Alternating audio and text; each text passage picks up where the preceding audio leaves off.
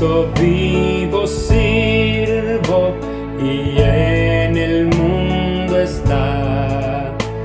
Aunque otros lo negaren, yo sé que Él vive ya. Su mano tierna veo, su voz consuelo da. Y cuando yo le llamo, muy cerca está. Él vive, hoy vive el Salvador. Conmigo está y me guardará, mi amante Redentor.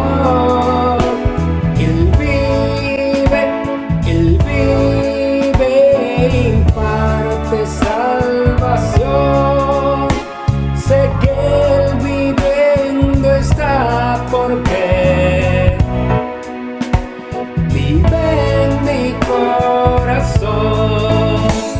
En todo el mundo entero contemplo yo su amor, y al sentirme triste, consuélame el Señor. Seguro estoy que Cristo mi vida guiando está, y que otra vez al mundo regresará. Él vive, hoy vive el Salvador. Conmigo está y me guardará, mi amante Redentor. Él vive, imparte salvación. Sé que Él viviendo está porque vive en mi corazón. Regocijaos, cristianos, hoy himnos entonad, eternas aleluyas, a Cristo el Rey cantad. La única esperanza es del mundo pecador. No hay otro tan amante como el Señor. Él vive, hoy vive el Salvador. Conmigo está y me guardará, mi amante Redentor. Él vive, imparte salvación. Sé que Él viviendo está porque vive en mi corazón.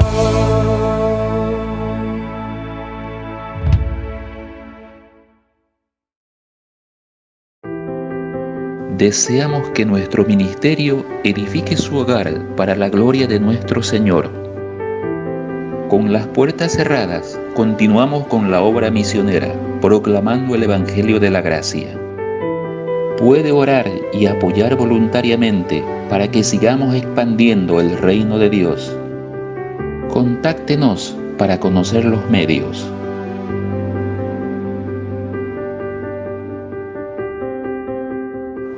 Dios sigue siendo fiel y por eso seguiremos llevando las buenas nuevas pese a las adversidades.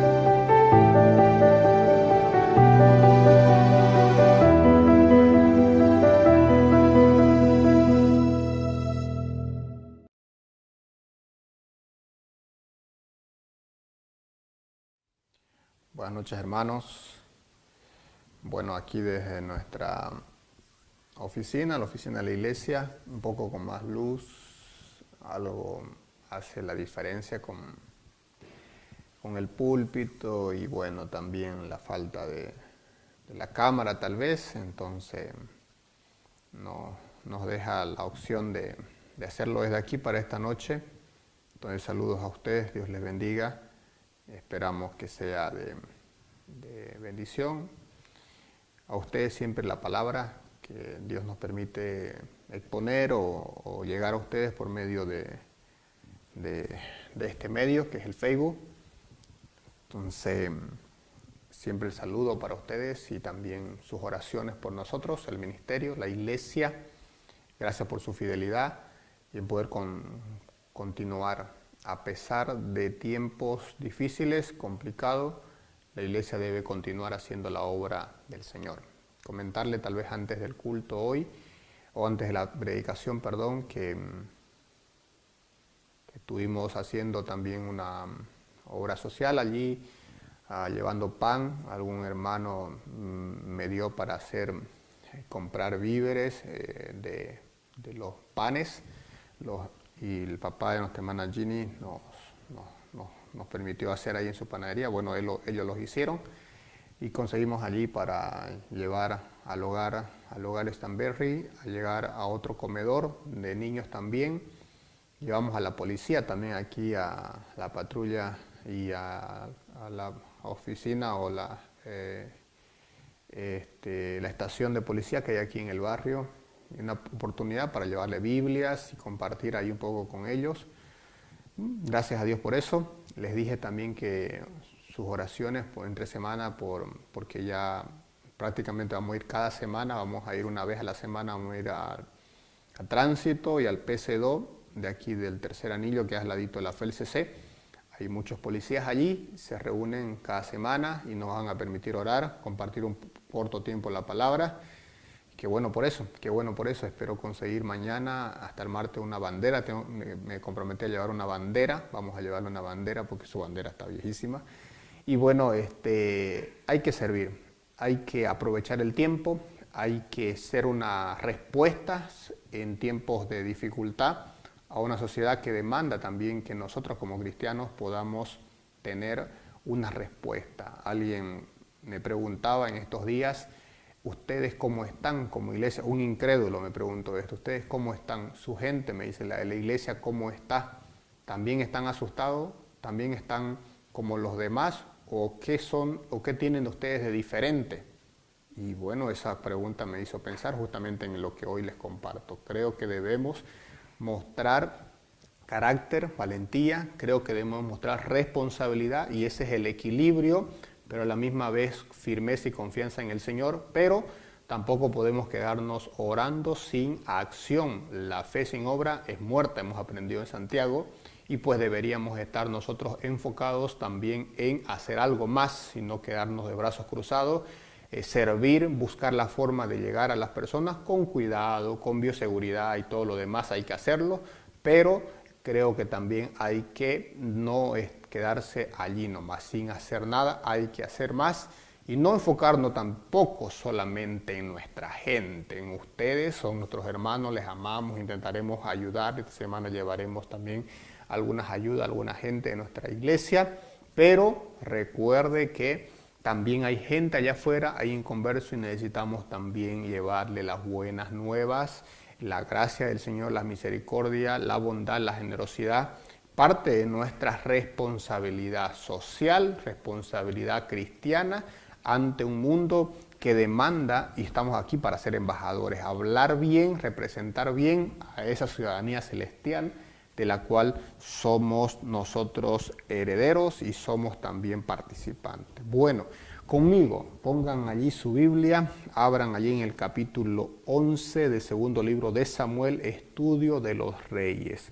Estamos allí con el rey David. El rey David, el pastor Alfredo hizo la introducción la anterior semana, hablando de esa ascensión al trono, hablando de esa valentía de David de pequeño, hablando del rey David, cómo era en sus inicios, y maravillosamente un hombre que estaba y es considerado bíblicamente por Dios el hombre conforme al corazón de Dios.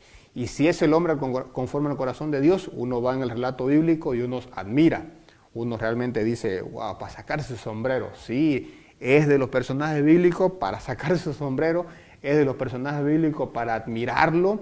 Es cuando le presentamos a los niños lo quieren ver siempre bien y van a ver las bondades y cosas buenas de él, ¿no? Y eso es lo correcto, hay que ver las cosas buenas, virtudes, aspectos positivos, carácter, valentía. Vemos realmente cosas donde nosotros tenemos los puntos para tiquear y decir puntos buenos. Pero los personajes también tienen puntos bajos y tenemos todos algún momento en que fallamos, nos equivocamos, caemos, y la caída de David es acá. Hoy hablaremos de la caída del rey David, hablaremos del gran pecado de este varón y sus consecuencias, porque todo pecado tiene consecuencia, pero todo pecado demanda arrepentimiento, demanda un retorno al Señor en reconocimiento de nuestras limitaciones, reconocimiento de nuestras faltas y pecados.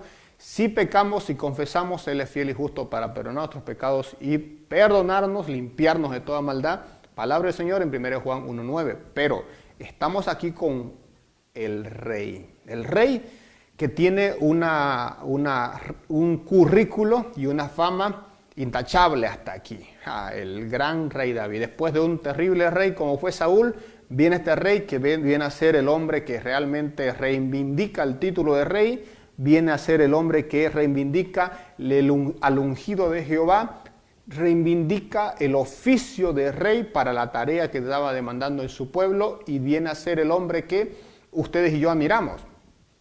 Tengo un problema con mi hijo mayor, Jeremías, ustedes saben de él y conocen, porque hasta ahora me es todavía complicado. Esta noche estábamos hablando acerca de una película y él tiene problemas con aceptar que alguien muera, aceptar que alguien pecó, aceptar que alguien murió así en su condición. Él siempre tiene la mente y él tiene ese problema que estamos ayudándole y siempre ayudando. Es lo que se debe hacer como padre, en que dice, se va a salvar, se salvó después, se arrepintió después. Siempre tiene esperanza de que las personas luego van a volver y se van a arrepentir. Y segundo, que no van a morir, sino que van a vivir. Y tiene problema con eso. Y estamos allí luchando. Yo no sé si hay algo de eso a veces también en nosotros. No queremos ver a los personajes bíblicos con su humanidad completa. Y su humanidad completa es buenas cosas y es también lo malo. Vienen las dos partes de la moneda. Pero este rey es uno de los que nos duele en el corazón, porque es el rey amado, es el rey ejemplo, es el hombre conforme al corazón de Dios, del cual todos queremos aprender e imitarle. Es el pastor. Si fuese hoy de nuestro tiempo, sería el pastor idóneo, el pastor indicado, el pastor con más seguidores, sería el pastor del cual todo el mundo admira. Y la caída de un grande es catastrófica. La caída de un grande tiene grandes secuelas y consecuencias. La caída de un grande realmente arrastra a otros con él. La caída de un grande es realmente lamentable. Y no decimos un grande en el sentido de que él mismo se exaltó, sino la grandeza de su carácter, la grandeza de su misma humildad, la grandeza de su misma piedad y devoción a Dios. Pero le pasó la factura algunas cosas que hoy aprenderemos. Voy a leer algunas porciones porque la historia es muy conocida y vamos a tener lecturas esporádicas, pero relato de todo. Capítulo 11, capítulo 12 en esta noche, segundo libro de Samuel. Capítulo 11, versículo 1 dice: aconteció al año siguiente, en el tiempo que salen los reyes a la guerra, que David envió a Joab y con él a sus siervos y a todo Israel, y destruyeron a los amonitas y sitiaron a Rabá, pero David se quedó en Jerusalén. Y sucedió un día, al caer la tarde, que se levantó David de su lecho y se paseaba sobre el terrado de la casa real, y vio desde el terrado a una mujer que estaba bañando, la cual era muy hermosa, estaba bañándose. Envió David a preguntar por aquella mujer y le dijeron: aquella es Betsabé. hija de Elián, mujer de Urías Eteo. Envió David mensajero y la tomó y vino a él. Y él durmió con ella y luego ella se purificó de su inmundicia y se volvió a su casa. Y concibió a la mujer y envió a hacerlo saber a David diciendo, estoy encinta. Bueno, ahí está el pecado. Uno de los pecados más famosos de la Biblia. El pecado de David y Betsabé. Mujer con este nombre que tal vez varias no quisieran más llamarse así, por lo menos por esta mujer. Por otras mujeres puede ser, pero por esta mujer tal vez está entre los nombres que quedan marcados, ¿no? Hay nombres marcados en la Biblia como el mismo Jonás, el mismo Barrabás, la misma Jezabel y Acaz y otros más que diríamos, eso nunca le pondría. Caín, nunca le pudiera nombre a mi hijo o a mi hija, así. Este nombre queda como marcado así por ser la mujer, por un lado algunos que la acusan por ser la mujer que hizo caer en pecado al rey David con esas expresiones. No creo que sea tan así. Por otro lado, algunos la victimizan a esta mujer y dicen fue ella tomada por el rey como que abusó de ella por su autoridad y ella fue víctima de el abuso de autoridad y abuso de su deseo carnal que tenía el rey. Creemos que tales cosas debemos nosotros considerar como algo que tiene un problema también para la concepción. Es necesario que entendamos que esta mujer también es parte del pecado, que esta mujer es parte de las consecuencias del pecado en nosotros. Y esto, por si acaso, hay que considerar seriamente si nosotros estamos...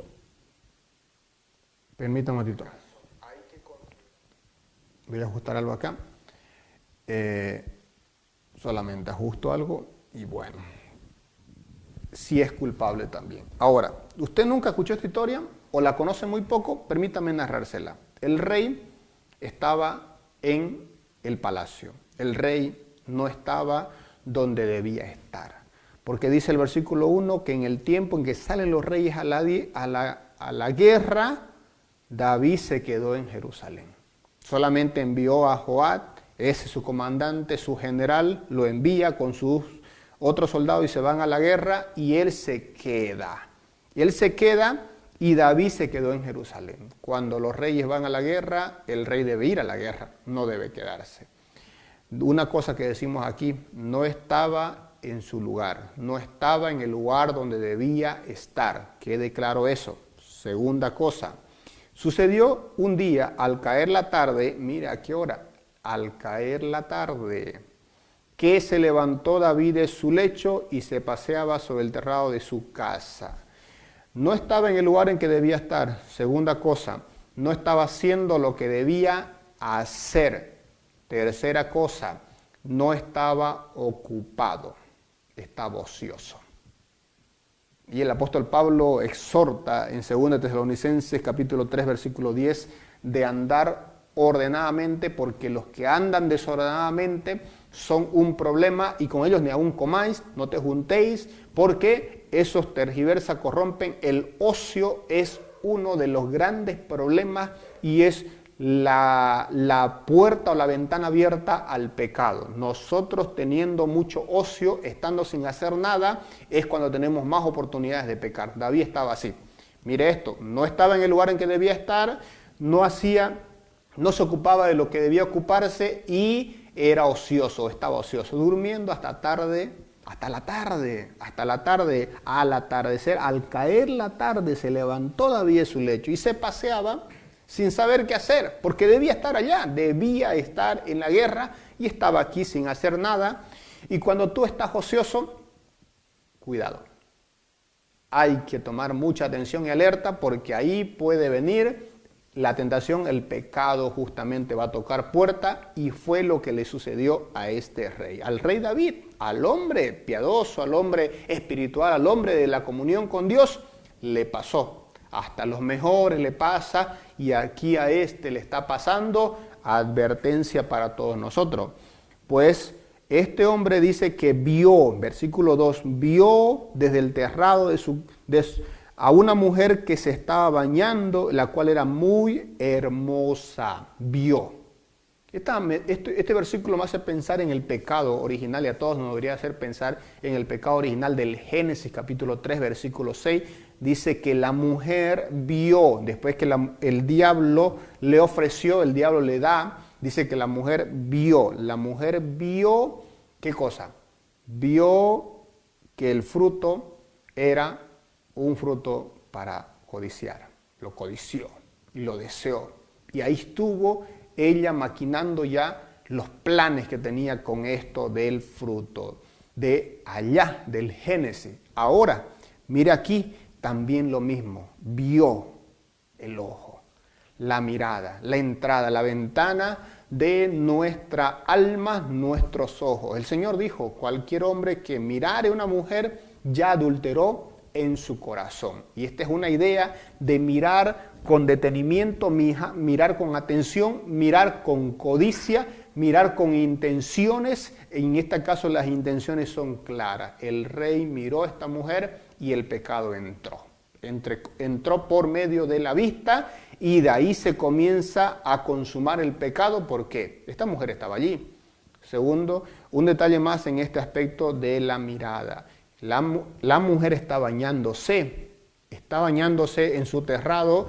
La idea de las casas hebreas y también de las construcciones del pueblo de Israel tenía estas características de terrado, tenían estas de techo plano, de barros. Y estas casas, como los tenemos, como hay menciones en Medio Oriente, como se conoce, allí entonces el palacio del rey siempre era más alto, y no era tal vez la primera vez que salía, todo así, pero cuando uno está ocupado, uno no tiene tiempo para mirar con detenimiento otras cosas, cuando está ocupado y tiene un objetivo claro.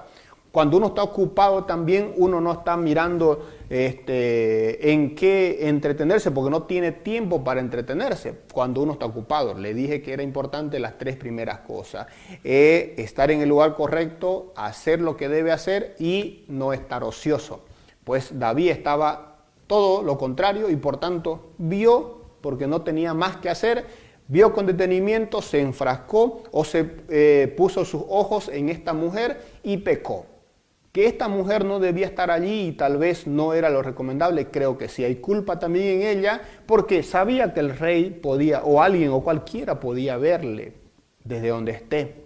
No sé si era su ventana, no sé si era su cuarto, no sé si era sobre el terrado, allí no se dice específicamente la forma, pero si ella podía ser vista desde el palacio, entonces varios podían ver también, o solamente la gente que trabajaba en el palacio, y era una forma de que ella tenía culpabilidad también. Hay un paréntesis, mujeres sanas, mujeres saludables, mujeres damas, pues deben tener pulcro, decoro, deben tener modestia, deben tener cuidado, deben ser mujeres que velen por su intimidad y no ser una exhibición a todas. Y eso es algo general porque son palabras bíblicas en cuanto a pudor, modestia y también justamente el vestir, ¿no? Y es cuidarse y es santidad, es pureza, todo eso. Eso demanda el pecado y la idea de ser piedra de tropiezo a otro pecar es un cuidado de todos. En la fe, en la familia de la fe, nos debemos cuidar unos a otros. Bueno,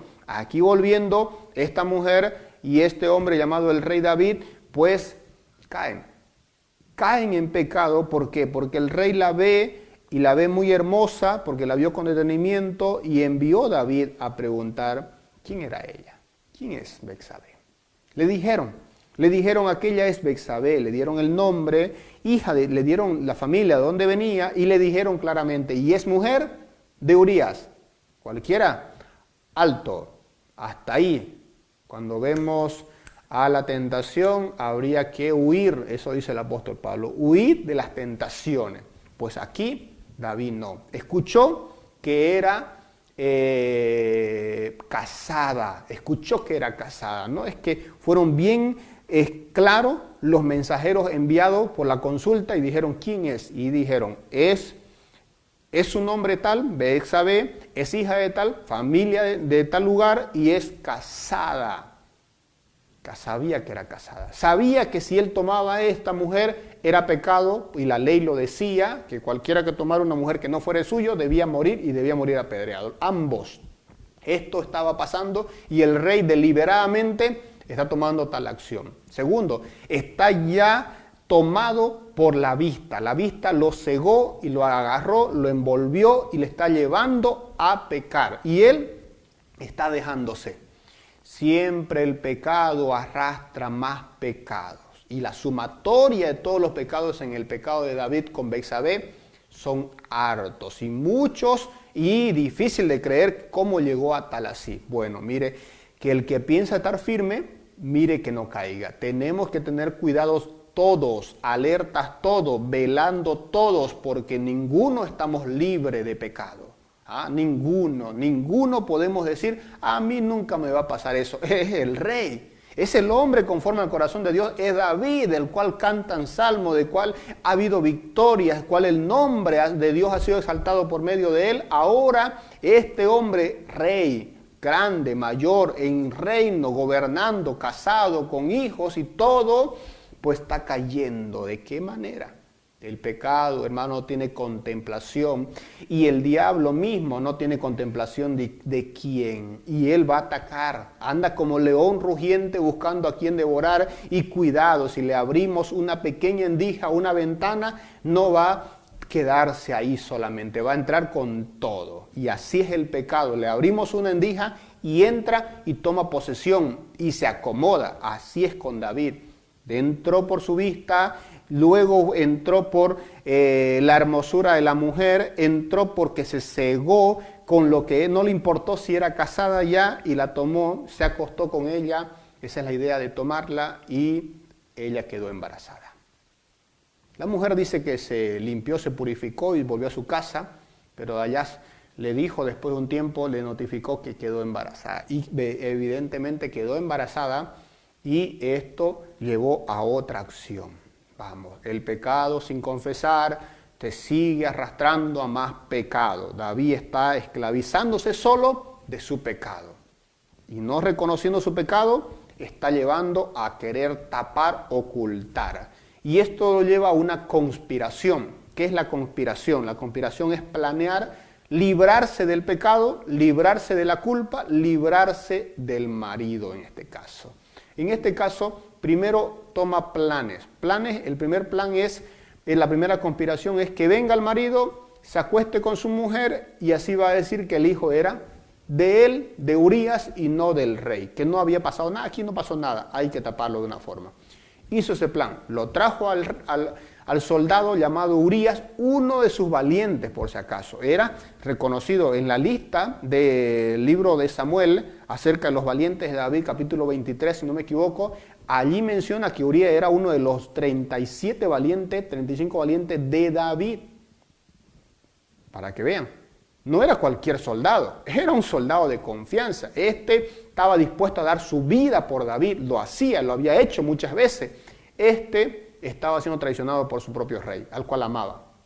El rey le dice, ven acá, ve a acostarte con tu mujer. Él no va, se queda con los guardias y le vuelven a decir al rey, rey, no fue Urías. Cuando pasó eso, intentó nuevamente, 2 veces, 2 intentos, él no va y dice esto, y me gusta la referencia de este hombre en el versículo 11, porque David le reclamó por qué no fue a acostarse o dormir con su mujer, y él dijo, el arca de Israel y Judá están juntos en tiendas, y mi señor Joab y los siervos de mi señor en el campo, y había yo de entrar a mi casa para comer, beber y dormir con mi mujer, por mi vida, por vida tuya, la vida del rey, y por vida de tu alma, que yo no haré tal cosa. Este hombre era fiel, era leal. El que no estaba siendo leal era David. El pecado te transforma, el pecado te ciega, el pecado te endurece, el pecado te controla, el pecado te transforma en lo peor que tú tienes. El hombre tiene el potencial de llegar a cometer lo peor que uno mismo se imagina hacer. Y es por eso es lo que se conoce como depravación. Porque tenemos el potencial de llegar a lo peor. David está aquí. controlado por el pecado, gobernado por su ceguera, y está llevándole, y este hombre es leal a él y no puede darle un freno. No conoce nada de David, de su pecado oculto. David está ocultando y su conspiración le lleva a intentar ocultar el pecado de otra forma. ¿Cómo? Se convierte en un homicida. Planifica la muerte de Urías y por él mismo, mire qué forma más dura, le envía una carta al general del ejército, Joás, y le dice, ponlo en primera línea. Ahí en lo más duro de la batalla, cuando se enfrenten al enemigo, ponlo ahí a Urías para que muera. Esa es la referencia. Para que sea herido y muera, dice el versículo 15.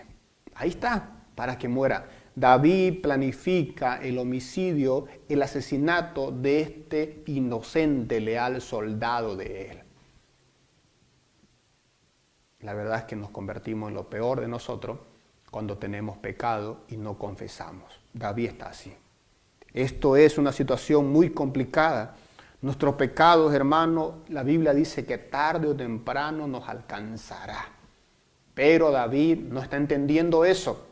Tú y yo no podemos estar en la misma línea. Esto se escribe, como dijo Pablo a los romanos, para nuestra advertencia, para nuestra enseñanza. Debe ser tomado hoy también de la misma manera. Podemos ocultar ante los hombres el pecado, pero jamás vamos a ocultar el pecado ante Dios. No te olvides eso. Eso es real, eso es muy claro. Puedes arreglar tus problemas, hermanos, también a tu manera. Y el pecado puedes arreglarlo para que sea visto de otra forma, pero a Dios nadie engaña, nadie puede ir contra su soberanía, su conocimiento de todas las cosas, porque Él es omnisciente. Y su justicia que permanece para siempre, su justicia que no dejará e impune el pecado, que castiga la maldad, no dejará. David no entendía eso ahora. Se convierte en homicida y juntamente con Urías, con Joás, lo hace a Joás un cómplice. Cuidado con la complicidad. ¿Eres amigo de alguien que está en pecado? Cuidado. Joás es cómplice. Es uno de los cómplices. Los mensajeros que le dijeron y supieron, porque había gente cercana a David, son cómplices. ¿Quién más son cómplices? La familia de la mujer Betsabé. Seguro que sabían y son cómplices. ¿Quiénes son cómplices? Joás, el principal cómplice es Joás. Sabe la maquinación del rey, que algo ha pasado, y ¿qué hace Joás? Simplemente acata y no es capaz de ir y decirle a David o mandar un mensaje a David y diré, yo no voy a hacer eso. Me paro aquí, David, algo está mal. Estás pecando contra Dios. Algo, no sé, no conozco, pero hay algo que está mal aquí. No, un buen amigo advierte, exhorta y también, hermano, es alguien que hace notar su pecado a su hermano.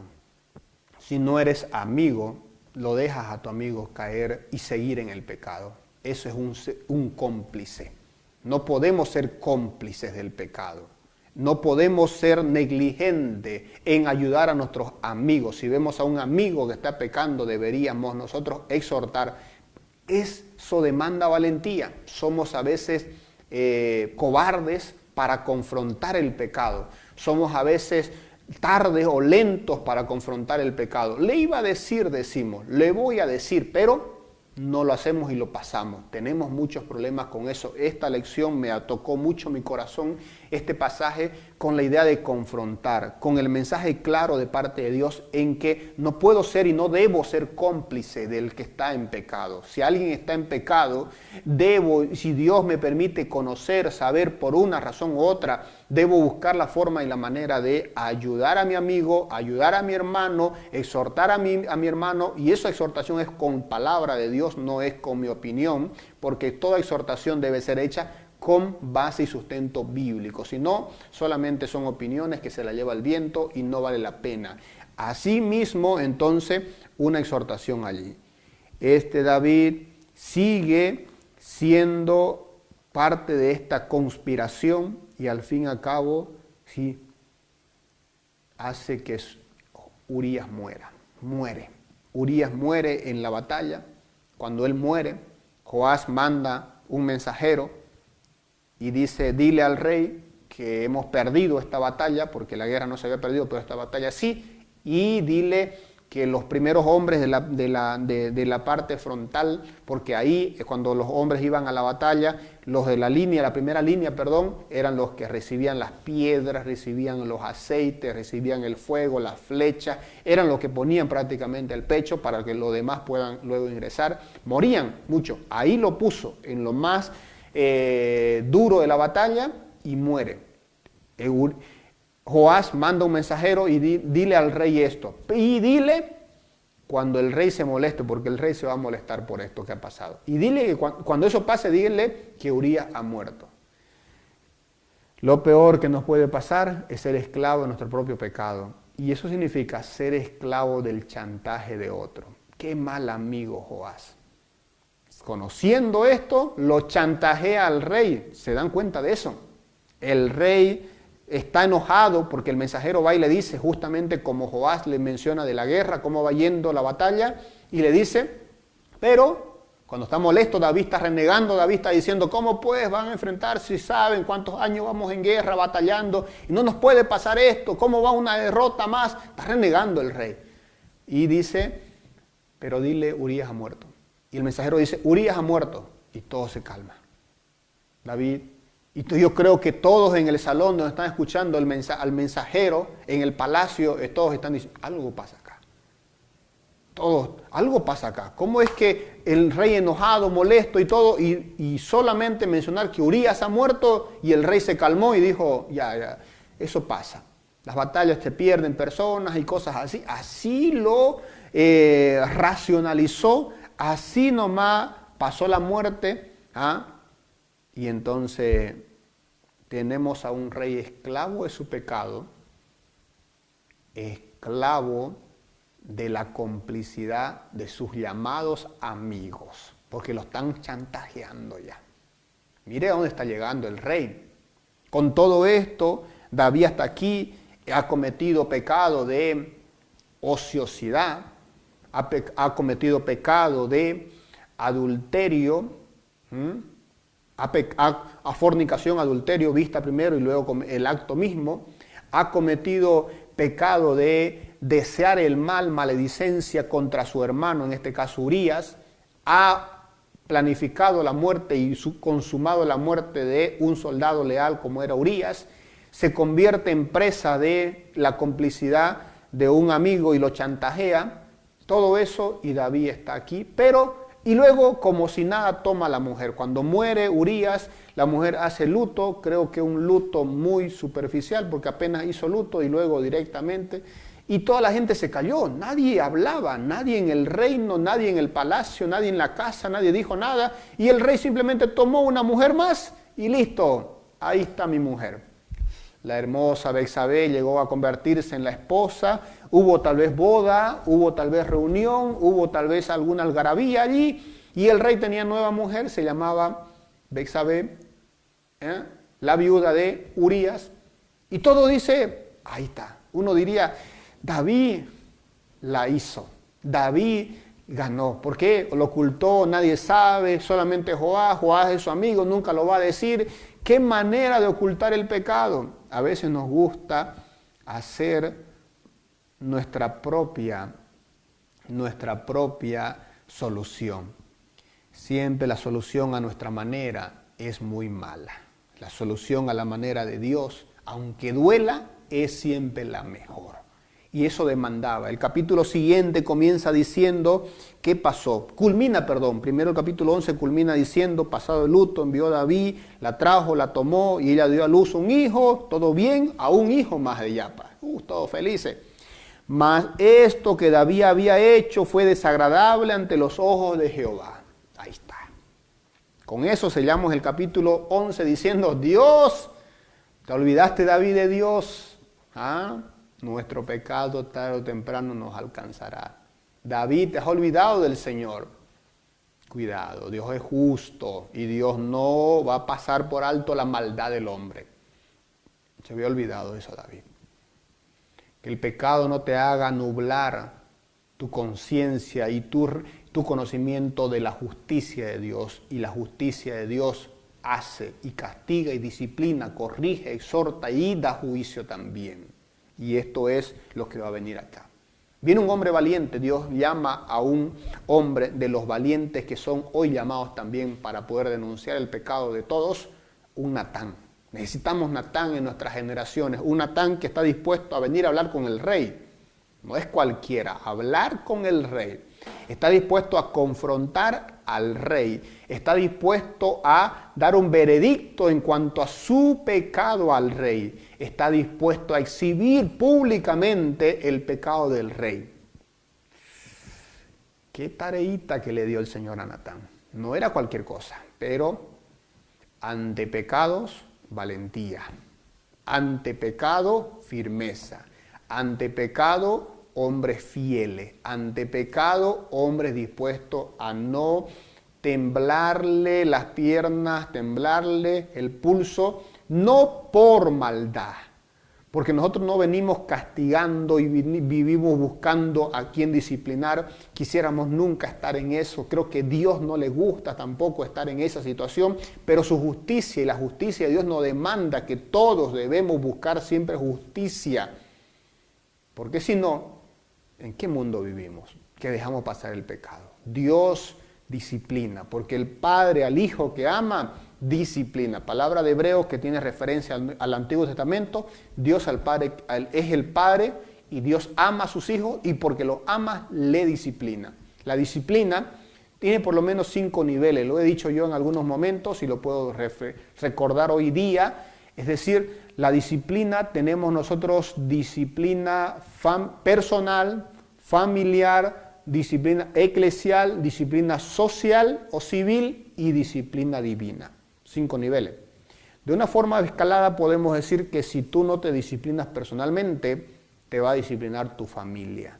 Pero si tu familia no te disciplina, te debe disciplinar la iglesia, si eres parte de una iglesia.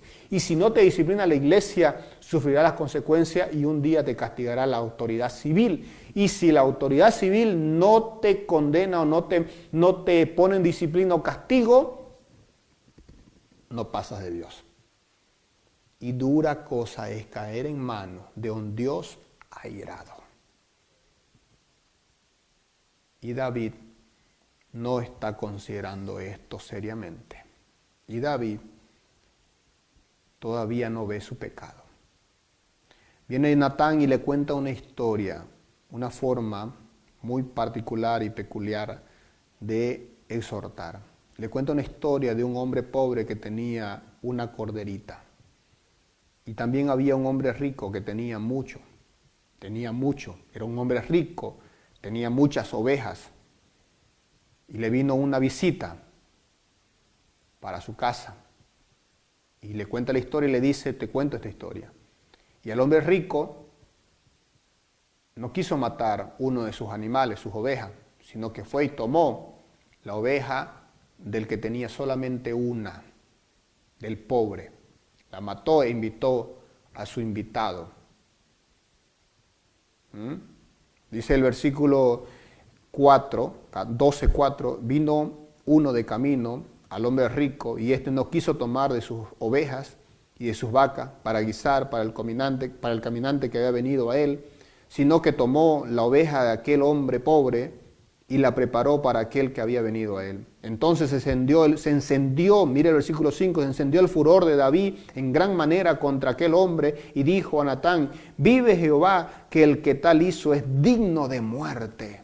Debe pagar la cordera por 4 tanto porque hizo tal cosa y no tuvo misericordia. Entonces Natán dijo a David, tú eres aquel hombre, así ha dicho Jehová, yo te ungí por rey, yo te libré de la mano de Saúl, yo te di la casa de mi Señor, yo te di las mujeres de mi Señor. Y dice el Señor, yo te habría añadido aún más. Versículo 8. Y porque no tuviste por poco la palabra de Jehová, haciendo lo malo delante de sus ojos, a Urías Eteo heriste de espada y mataste por mujer, y tomaste por mujer a su mujer, y mataste por espada a los hijos de Amón, por lo cual ahora no se apartará jamás de tu casa la espada, por cuanto me menospreciaste y tomaste la mujer de Uría Eteo para que fuese tu mujer. He aquí yo haré levantar la maldad sobre ti de tu casa y tomaré mujeres delante de tus ojos y las daré a tu prójimo, el cual yacerá con tus mujeres a la vista del sol, porque tú lo hiciste en secreto, mas yo lo haré delante de todo Israel en pleno sol. Dura cosa es caer en manos de un Dios airado. Nuestro pecado tarde o temprano nos alcanzará. Dios no olvida el pecado. Dios no pasa por alto el pecado no confesado. Y cuando no nos arrepentimos y confesamos nuestro pecado, estemos alerta porque las consecuencias vendrán. El valiente Natán le cuenta la historia y el cínico de David dice, debe morir. Se enciende en furor, se levanta su sillón y de real y dice, el tal debe morir. Y ese eres tú. ¿Por qué te enojas tanto? Tenía un celo por lo justo David, pero se había nublado por su pecado. Y su justicia entonces no era transparente, no era íntegra. Esto es como el acto mismo de la mujer que fue encontrada ya por los fariseos. Le trajeron a Jesús una mujer en el acto y le dijeron, la ley dice que hay que apedrearle. ¿Qué dices tú? Jesús dijo que el que esté libre de pecado, que tire la primera piedra. Es fácil condenar y ponerse de juez de otros, pero cuán difícil es ver primero nuestra viga antes de ver la paja que tiene el otro. David tiene eso. Cuando usted y yo vemos a personas que son duras con otros, y no por su pecado, sino que no se ven a sí mismos primero, no se consideran. Gálatas capítulo 6 dice, considerándote a ti mismo, yo debo restaurar al hermano caído, es verdad, pero debo considerarme a mí mismo también. David no ve eso, David es duro, David no ve su viga, solamente ve la paja del otro en la historia, quiere condenar al otro y no se condena a sí mismo. Y cuando Natán dice, eres tú, es como un balde de agua fría, porque su pecado queda exhibido ante todos en su corte, su pecado le llega a penetrar, realmente eso es palabra de Dios, juicio de Dios, y la palabra de Dios es viva y eficaz, es cortante para salvación, pero también para condenación, para dar libertad, pero también para poder condenarnos y decir, eres culpable. Y si la palabra de Dios no te viene golpeando así, animando, exhortando y desafiando, o condenando y realmente reprimiendo tu pecado, hay algo mal que estás haciendo en el estudio de la palabra, hay algo mal que está en ti en aceptar la voz de Dios, en aceptar de corazón que Dios está hablando. Y aquí David está así. Dios le había dado todo, el trono de Saúl, le había dado todas las victorias, le había dado mujeres, aún tenía eso. Y sin embargo, quiso una más, la prohibida. Y si toma lo prohibido, es pecado. Si toma mujer de otro, es pecado. Allá y aquí, Dios condena el adulterio. Allá y aquí, Dios condena la fornicación. Allá y acá, Dios condena el pecado. No te olvides de eso. El pecado es pecado, siempre será pecado. Y Dios no va a cambiar, porque tú tal vez ya lo cambiaste en tu concepto. Hay de los que a lo bueno llaman malo, o a lo malo llaman bueno. No podemos cambiar el concepto bíblico. Si Dios dice que es pecado y no se negocia. Y debe ser así. Pero es David. Y es por eso que es grandioso este hombre. Y dijo David, pequé contra Jehová, versículo 13. Pequé contra Jehová. Se da cuenta. No se molesta como muchos cuando son exhortados. No se cierra. No dice, ¿por qué? A ver, no lo digas tan fuerte. No, que no se enteren los demás. No, pequé. El Salmo 51 fue escrito justamente por David. en este momento de arrepentimiento y confesión, en este momento de quebrantamiento y humillación, en este momento de exhibición de su pecado en público, fue escrito el Salmo 51. Y dice así: ten piedad de mí, oh Dios, conforme a tu misericordia, conforme a la multitud de tus piedades, y borra mis rebeliones. Lávame y más de mi maldad y límpiame de mi pecado, porque yo reconozco mis rebeliones y mi pecado está siempre delante de mí. Contra ti solo he pecado y he hecho lo malo delante de tus ojos, para que seas reconocido justo en tu palabra y he tenido por puro en tu juicio. He aquí, en maldad he sido formado y en pecado me concibió mi madre. He aquí, tú amas la verdad, en lo íntimo y en lo secreto has hecho comprender sabiduría. Purifícame, lávame. Ahora a partir de aquí voy a resumir. Purifícame, lávame, hazme más blanco mi corazón, hazme gozar, devuélveme el gozo, crea en mí, renueva en mí, no me eches delante de ti, no me quites de tu espíritu.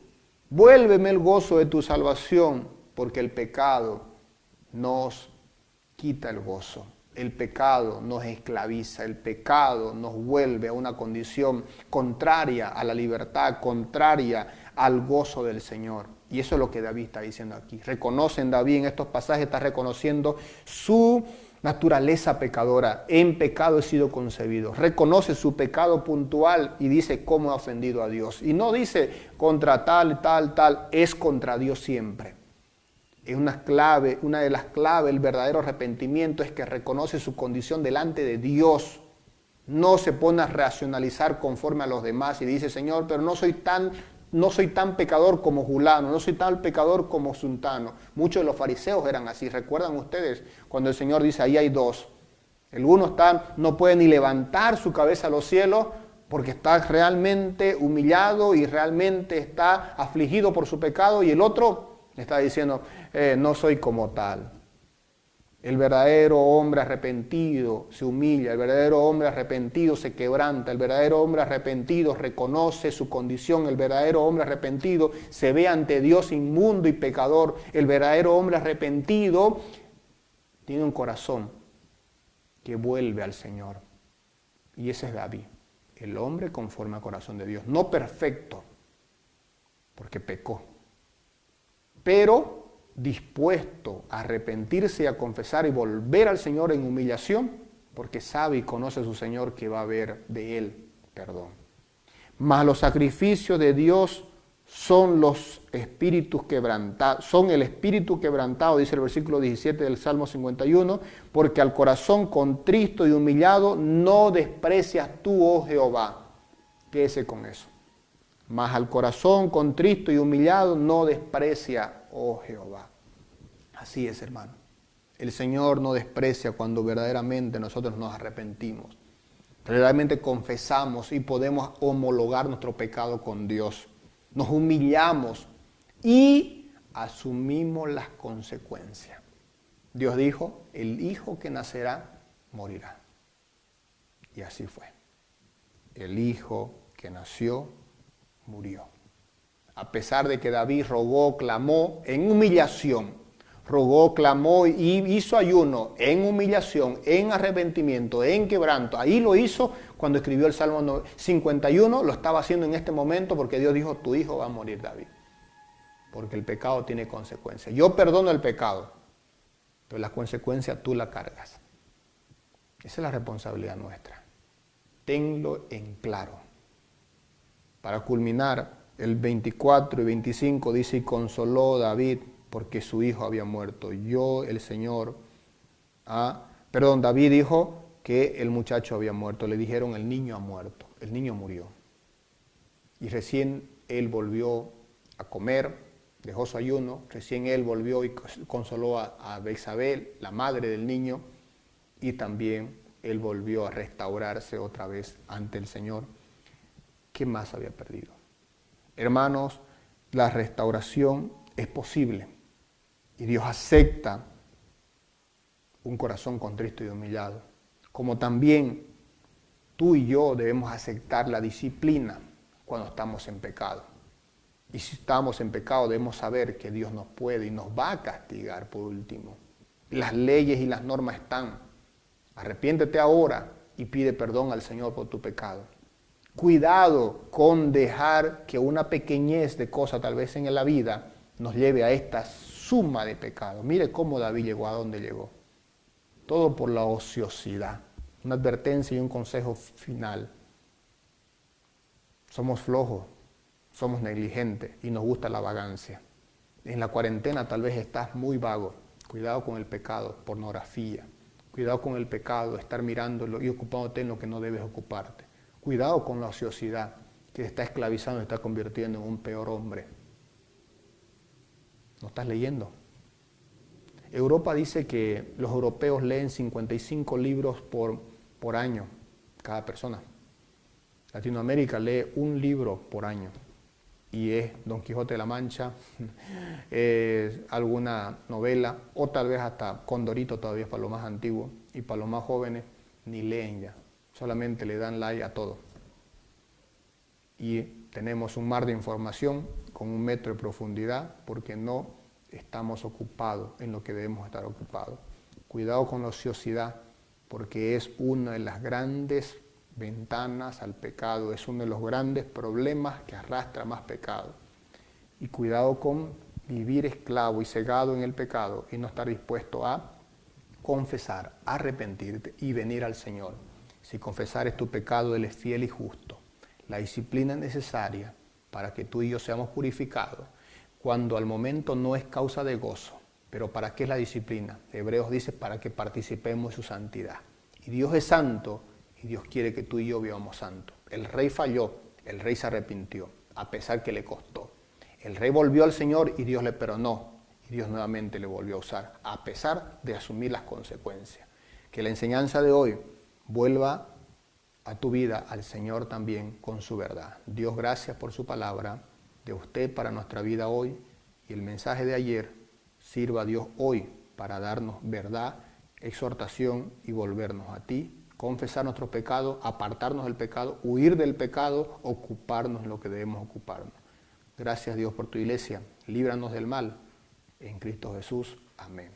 Dios bendiga sus vidas, hermanos. Tengan buena noche. Pase bien. Oren por nosotros. Nosotros estamos orando por ustedes. Ánimo a nuestros hermanos médicos. Ánimo también a los hermanos que están delicados de salud. Estamos para servirle. Muchas gracias al Señor también. Y ahí a Miki, que nos ayuda también con la transmisión. Muchas gracias. Bendiciones.